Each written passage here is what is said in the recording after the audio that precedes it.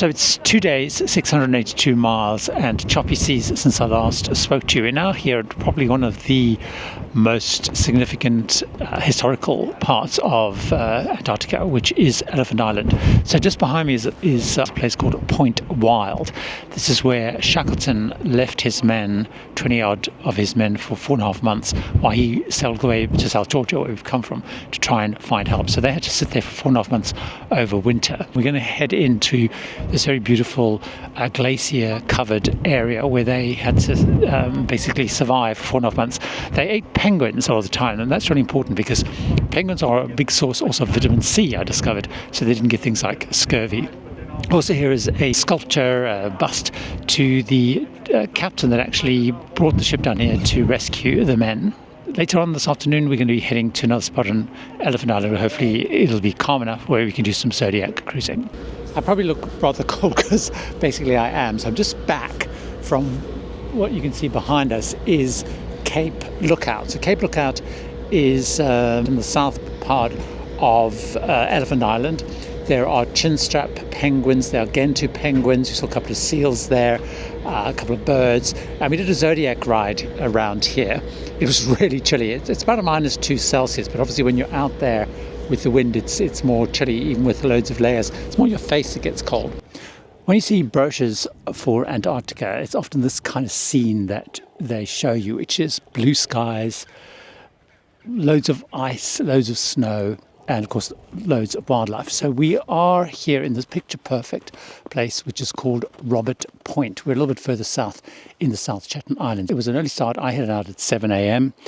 So I was actually the third group to go out, and we started with actually a Zodiac cruise around the bay here, very beautiful. But what was important about that is I had 5 sightings of humpback whales, probably about 3 different whales, and that was really magnificent. Then we've come on land. Got about an hour or so here. And what's interesting about this spot is you obviously have elephant seals on the shoreline, as you often do, and then you have fairly large colonies of Gentoo and then chinstrap penguins. And what's interesting is the Gentoo are sort of more near the shoreline, and the chinstraps are right up on top of the hills. And it's interesting seeing just they go so far, they're so far away from the water's edge. So this is a very beautiful spot here. We've got about an hour or so here. Then we're heading off further south down the Shetlands to another site, which is very infrequently called on because normally the weather prevents you to. So hopefully you make that, and I will see you there, hopefully. We travelled about 42 nautical miles. It took about 4 hours or so to get here because in this area you can only go 2 knots because of the risk of whales and damaging and disrupting whales. And we have landed in Deception Island, however, not where people normally go in Deception Island. When I've been here before in Deception Island, we've actually gone to like a caldera where a volcano was, and that's where there used to be whaling ships in the day there. But we were able to, because of the weather, land in a place called Baily Head. And the expedition team were incredibly excited to get here because this is where the biggest colony of chinstrap penguins are. There's at least 100,000 chinstrap penguins here, at least 45,000 breeding pairs, and the noise is unbelievable. So once you head over that way, which behind there, the hills are just full of penguins. Now what's incredible is the beach is back there, and they then travel all the way from the beach up these huge hills. It's just insane how far they go. And the noise they make is calls. So when they come back from feeding, they're able to find their partner or their chicks once the chicks eventually born. And so each one has an individual sound.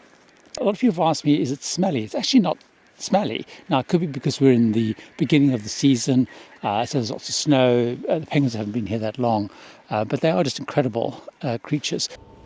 It is a chilly -2 degrees Celsius, but we are in the Antarctic Peninsula, probably with what most people associate Antarctica with, which is these soaring, massive, big mountains.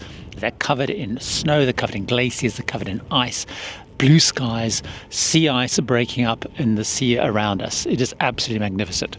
This is one of the most famous places to come and visit in Antarctica for its scenic beauty. It's called Wilhelmina bay. Now, when we arrived here this morning after having picked through the sea ice, we went out on excursions. When we went out, you didn't even see these mountains because they were covered in clouds. The clouds have now lifted. On the Zodiacs, we sailed between the sea ice, which is breaking up, which are the very flat pieces of ice, and the various icebergs that are broken off from things like the glaciers. So the sea ice is very interesting. It's very flat. So this whole bay in winter is completely solid, and it now breaks up. But these very flat pieces of ice, they're probably about a metre or so thick, but they can be as thick as 2 meters. And apparently you can land a plane on here when they are 2 meters thick. I'm not sure I'd want to kind of land on those, but apparently that is what you can do. When we were out today on the Zodiac, we had one of those kind of classic expedition little surprises where there was a Zodiac hiding amongst the various icebergs, where they had a clue vine, they had hot chocolate, which you could have either with or without Baileys. That's always quite fun when you're doing these little expeditions out on Zodiacs, when they have those little treats. So this is Wilhelmina Bay. We're heading off to another iconic site this afternoon nearby in this area, and hopefully we're going to make it, because this sea ice is still quite thick for this time of year, so it all hinges whether we can dodge the ice. So hopefully I will see you over in Dunkirk.